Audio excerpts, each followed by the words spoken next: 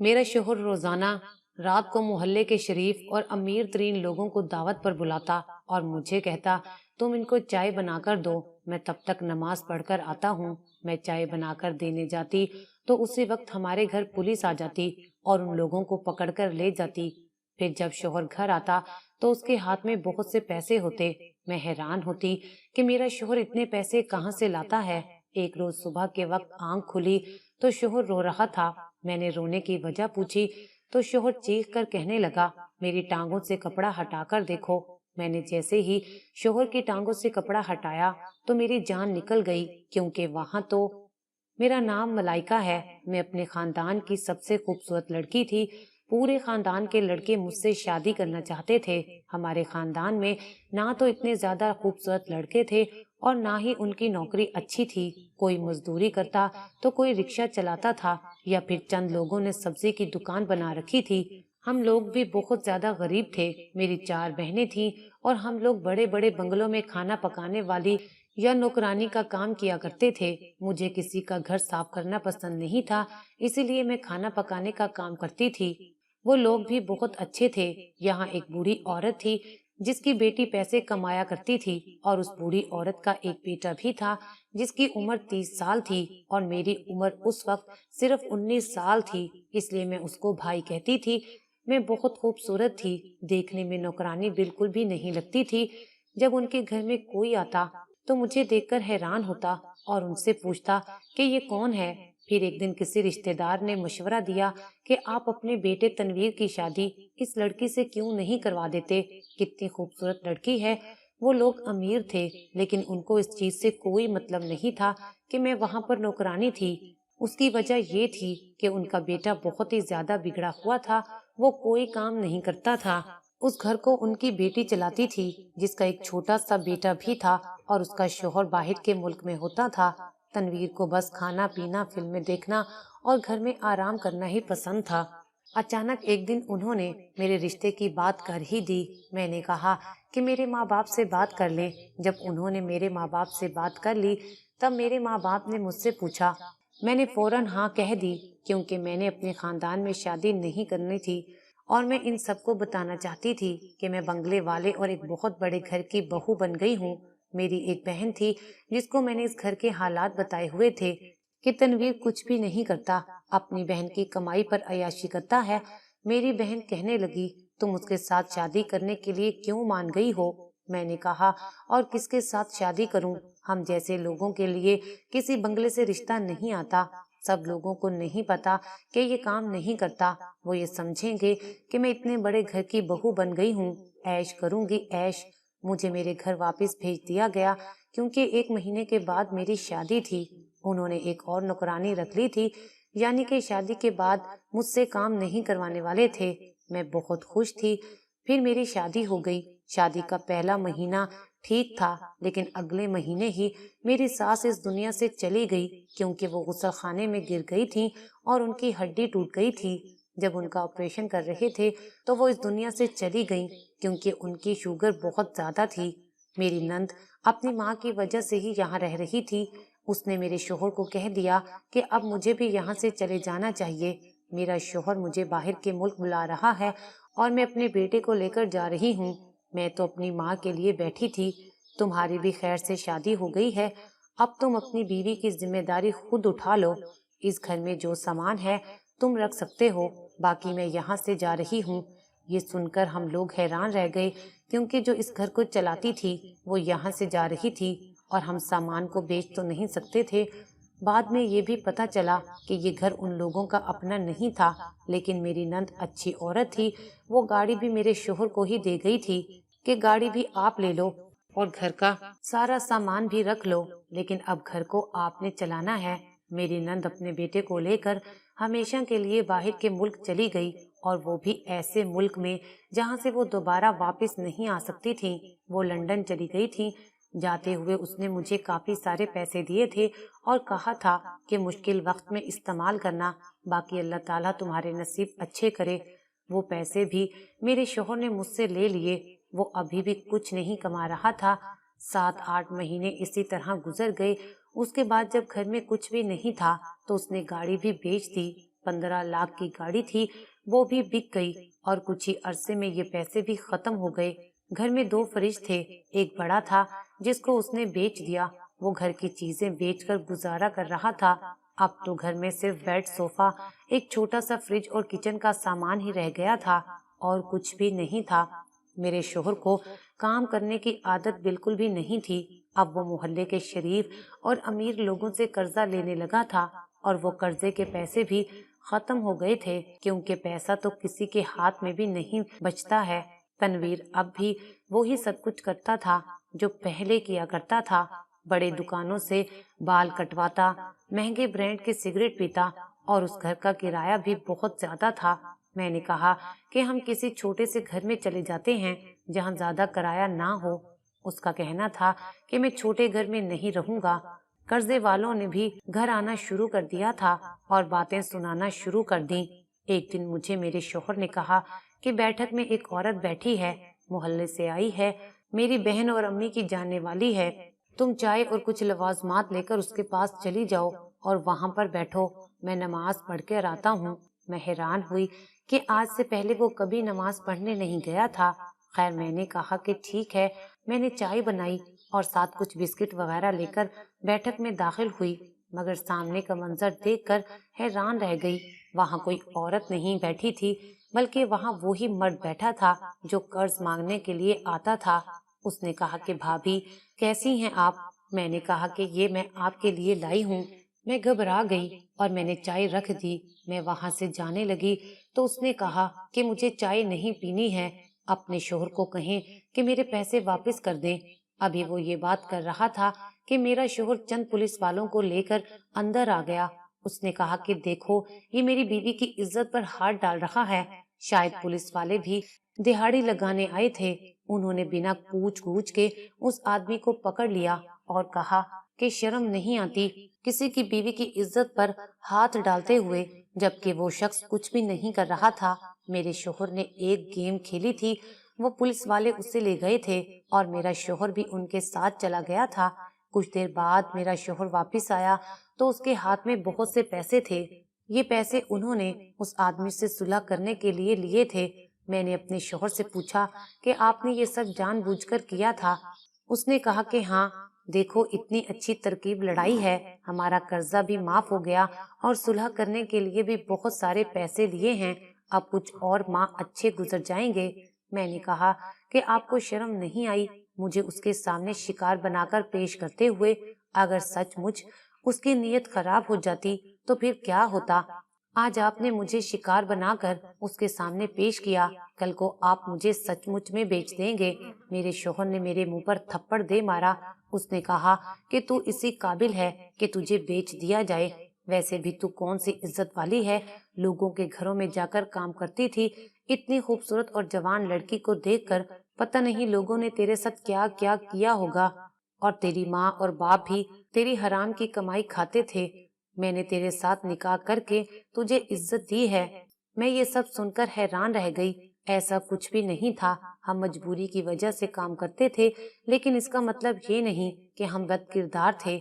मैं सारी रात रोती रही। शोहर ने मुझे चुप भी ना करवाया। अब उसने लोगों को धोखा देना शुरू कर दिया।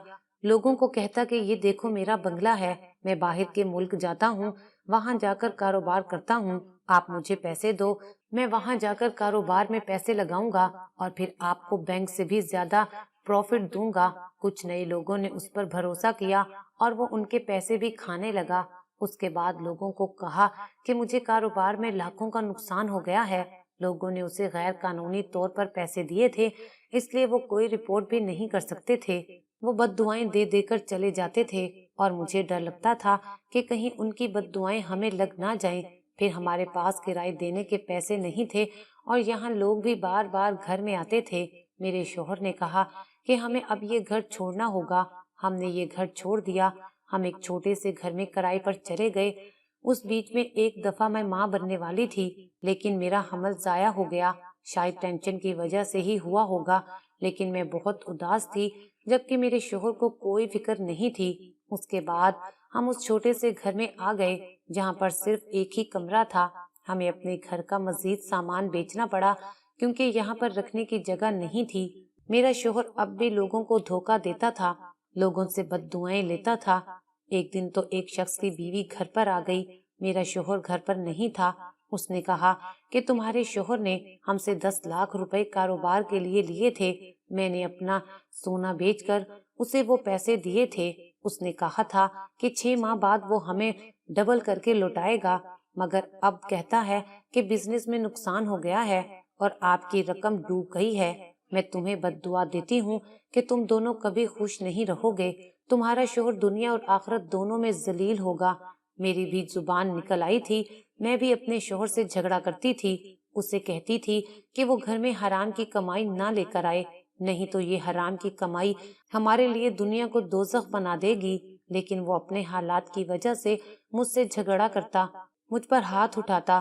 ایک دفعہ تو اس نے مجھے 2 دفعہ طلاق دے دی، تیسری دفعہ اس کی زبان سے یہ لفظ نکلنے لگا کہ وہ خاموش ہو گیا اور میرے قدموں تلے سے زمین نکل گئی۔ میں نے اس آدمی کا کتنا ساتھ دیا اور بدلے میں اس نے مجھے کیا دیا تھا؟ اگر وہ ایک دفعہ اور بول دیتا تو میری تو ساری زندگی برباد ہو جانی تھی، میری خوبصورتی ختم ہو گئی تھی، میں بوڑھی لگنے لگی تھی۔ شاید ٹینشن انسان کو اس مقام پر لے آتی ہے، شاید مجھے بھی سزا مل رہی تھی کیونکہ میں نے بہت سے لوگوں کا دل توڑا تھا، خاندان کے کئی رشتے ٹھکرا دیے تھے اور پھر اس بات پر غرور کیا تھا کہ میں ایک بنگلے والے کی بیوی ہوں، اور آج میرے ساتھ کیا ہو گیا تھا؟ سب کچھ تو برباد ہو چکا تھا۔ میرے شوہر نے اتنی ساری آہیں لے لی تھیں کہ ڈر لگتا تھا کہ رات کو سوئیں گے تو صبح آنکھ نہیں کھلے گی۔ خواب میں بھی وہ سارے لوگ آتے تھے جو بار بار ہمارے دروازے پر قرضہ لینے آتے تھے۔ میرا شوہر کہتا تھا کہ میرے پاس 1 روپیہ بھی نہیں ہے، میری تو اپنی جمع پونجی ختم ہو گئی تھی، گھر بھی بک گیا ہے۔ وہ اپنے برے حالات کا بھی فائدہ اٹھاتا تھا۔ کچھ لوگ مان بھی جاتے تھے کہ یہ بیچارہ تو بڑا امیر تھا، خود کس مقام پر آ گیا ہے، لگتا ہے سچ مچ اس کا کاروبار ڈوب گیا ہے اور ہمارے پیسے بھی ختم ہو گئے ہیں، اس کا اپنا بھی سب کچھ ختم ہو گیا ہے۔ میرے شوہر کو کوئی پرواہ نہیں تھی، اس کو پہلے دن سے ہی حرام کھانے کی عادت تھی۔ وہ اپنی بہن سے بھی پیسے منگواتا رہتا تھا، اسے بتاتا رہتا تھا کہ حالات بہت خراب ہیں، لیکن اب اس نے پیسے بھیجنے بھی بند کر دیے تھے کیونکہ وہ کب تک اپنے شوہر کے پیسے ہمیں دیتی رہتی۔ پہلے اس کا شوہر اسے پیسے بھیجتا تھا، لیکن اب تو میری نند اپنے شوہر کے پاس چلی گئی تھی، اس لیے اب اس کا پیسہ بھیجنا مشکل ہو گیا تھا۔ مگر میرا شوہر اپنی بہن سے جھگڑا کرتا تھا۔ میں نے اسے کہا کہ اپنی بہن کی زندگی خراب نہ کرو، ساری زندگی اس نے تمہیں پالا ہے۔ میری اس بات پر بھی اس کو میرے ساتھ اختلاف تھا۔ میرے ماں باپ میری مدد کرنے کی کوشش کرتے تھے، لیکن میں نے انہیں خود منع کر دیا تھا۔ میں نے کہا کہ اس شخص کو پہلے ہی پکی پکائی کھیر کھانے کی عادت ہے، پہلے اپنی بہن کے سہارے اس نے اپنی آدھی زندگی گزار دی اور اب لوگوں کو دھوکا دیتا ہے۔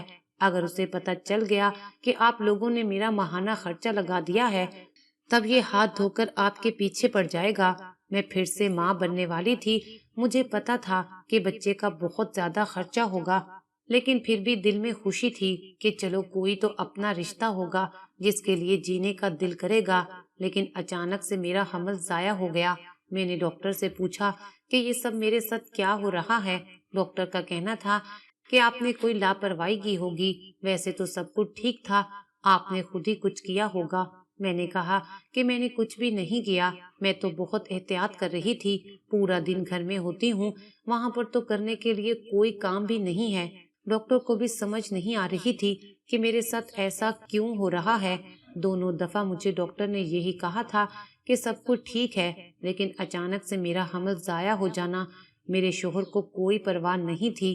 میں نے کہا کہ ہمارا بچہ ضائع ہو گیا ہے۔ اس نے کہا کہ بچہ نہیں تھا، بچہ تب ہوتا جب وہ دنیا میں آ جاتا، اس سے پہلے تو تمہارے اندر بس ایک چیز ہوتی ہے، جس نے اس دنیا میں آنا ہے تو ٹھیک ہے، اگر ضائع ہو جائے تو کوئی فرق نہیں پڑتا ہے۔ میں اس بات پر حیران تھی کہ وہ کس قسم کا آدمی ہے۔ میں تو روتی رہی کیونکہ میرے لیے تو ایسا ہی تھا کہ میری دوسری اولاد اس دنیا سے چلی گئی تھی، نہیں تو آج میں 2 بچوں کی ماں ہوتی۔ میری طبیعت بہت زیادہ خراب رہتی تھی، میں بہت زیادہ کمزور ہو گئی تھی، مجھے تھوڑے بہت کپڑے سینے آتے تھے۔ میں سوچنے لگی تھی کہ اب مجھے سلائی مشین اٹھانی پڑے گی کیونکہ اب تو گھر میں کھانے کو بھی کچھ نہیں ہوتا تھا۔ جب ایک دن صبح صبح میرے شوہر نے مجھے عجیب طریقے سے آواز دی، میری آنکھ کھل گئی۔ میں ساری رات روتی رہی تھی، اس لیے دیر سے سوئی تھی، لیکن وہ اس طرح سے چلا رہا تھا کہ جیسے اس کی جان نکل رہی ہو۔ جبکہ میں نے دیکھا تو وہ اپنے بستر پر لیٹا ہوا تھا۔ اس نے کہا کہ مجھ سے اٹھا نہیں جا رہا، مجھے میری ٹانگ محسوس نہیں ہو رہی۔ میں حیران رہ گئی۔ میں نے کہا کہ کیا مطلب؟ ہو سکتا ہے کہ آپ کی ٹانگ سن ہو گئی ہو۔ اس نے کہا کہ 2 گھنٹے ہو گئے ہیں مجھ سے اٹھا نہیں جا رہا۔ اس کو بالکل بھی اپنی ٹانگوں اور کمر کا نیچا حصہ محسوس نہیں ہو رہا تھا۔ وہ بری طرح سے گھبرا رہا تھا، کہتا تھا کہ کپڑا ہٹا کر دیکھو، میری ٹانگیں کسی نے کاٹ تو نہیں دی۔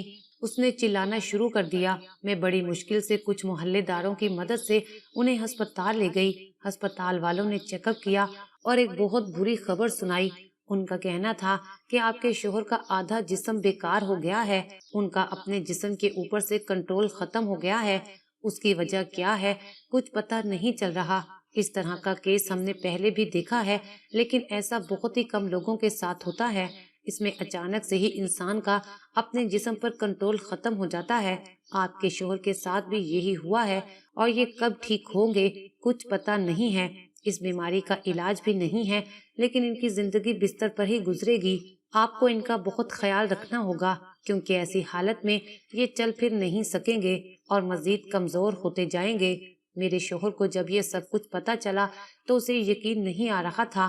وہ روتا جا رہا تھا، مجھے بہت افسوس ہو رہا تھا۔ میں اس کو گھر لے آئی، بستر پر لٹا دیا۔ میرے ماں باپ آ گئے، 1 ہفتے تک میرے ساتھ ہی رہے، کچھ پیسے بھی دیے، تسلی بھی دی۔ میرے شوہر نے میرے ماں باپ کو کہا کہ یہ یہاں سے چلے جائیں، اب میرا تماشا دیکھنے آئے ہیں۔ میرے شوہر کا رویہ میرے ماں باپ کے ساتھ بھی بہت برا تھا۔ اس کو اب بھی کسی بات کی پرواہ نہیں تھی۔ اس کی زبان میں زہر بھرا ہوا تھا۔ اگر کوئی اس کی عیادت کرنے آتا تو وہ کہتا کہ یہ انسان میرا تماشا دیکھنے کے لیے آیا ہے۔ اس طرح لوگوں نے ہماری مدد کرنے کے لیے آنا بھی چھوڑ دیا۔ ماں باپ کا سہارا تھا، لیکن ان سے بھی کب تک پیسے مانگ سکتی تھی۔ میں نے سلائی مشین اٹھا لی اور محلے والوں کے کپڑے سینے شروع کر دیے۔ میرا شوہر مجھے دن رات تانے دیتا کہ تو بھی مجھے چھوڑ کر کسی مرد کے ساتھ بھاگ جائے گی، کیونکہ میں بستر پر پڑا ہوں، تجھے ویسے بھی آرام سے کوئی بھی مل جائے گا۔ 1 ماہ بعد اس کی دونوں ٹانگوں کے بعد اس کے ایک بازو نے بھی کام کرنا چھوڑ دیا تھا۔ تب اسے احساس ہوا کہ اب وہ مرنے والا ہے، اس کا کوئی علاج نہیں ہے۔ تب اچانک سے اس کا رویہ بدل گیا۔ شاید اسے اپنی غلطی کا احساس ہو گیا۔ وہ دن رات روتا رہتا، مجھ سے معافی مانگتا رہتا۔ میں بہت پریشان تھی۔ تب ایک روز اس نے مجھ سے بات کی۔ اس نے کہا کہ کاش کہ میں وہ کام نہ کرتا تو آج ہمارے بھی بچے ہوتے اور وہ محلے کی دکان سے جا کر کوئی چیز لے آتے۔ میں نے کہا کہ کیا مطلب ہے؟ اس نے کہا کہ جب تم نے مجھے پہلی دفعہ بتایا کہ تم ماں بننے والی ہو تو میں نے جان بوجھ کر تمہیں ایسی دوائی کھلا دی جس کی وجہ سے تمہارا حمل ضائع ہو گیا، کیونکہ میں نہیں چاہتا تھا کہ گھر میں کوئی بچہ آئے اور مجھے اس پر خرچہ کرنا پڑے۔ میرے قدموں تلے سے زمین نکل گئی کہ اس شخص نے خود اپنے بچے کی جان لی تھی، ان بچوں کو جو دنیا میں آئے بھی نہیں تھے۔ شاید میرے شوہر نے وہ بات نہیں سنی تھی کہ جب کوئی پیدا ہوتا ہے تو اپنے ساتھ رزق لے کر آتا ہے۔ میں خاموشی سے اٹھ کر باہر آ گئی۔ وہ رونے لگا، فریاد کرنے لگا کہ مجھے معاف کر دو، میں تو پہلے ہی سزا بھگت رہا ہوں، لوگوں کی بد دعا مجھے لگ گئی ہے، مجھے مرنے کے بعد بھی سکون نہیں ملے گا، مجھے وہاں بھی حساب دینا ہوگا۔ اس کے بعد کچھ دنوں تک مجھ میں اتنی ہمت نہیں ہوئی کہ میں اپنے شوہر سے بات کروں، کیونکہ میرا دماغ اور دل مجھے اجازت ہی نہیں دے رہے تھے۔ بے شک یہ شخص اپنے گناہوں کی سزا بھگت رہا تھا، لیکن جو اس نے میرے ساتھ کیا اچھا نہیں کیا تھا، کیونکہ اب یہ کبھی بھی باپ نہیں بن سکتا تھا۔ میری تو ساری زندگی اس نے برباد کر دی تھی۔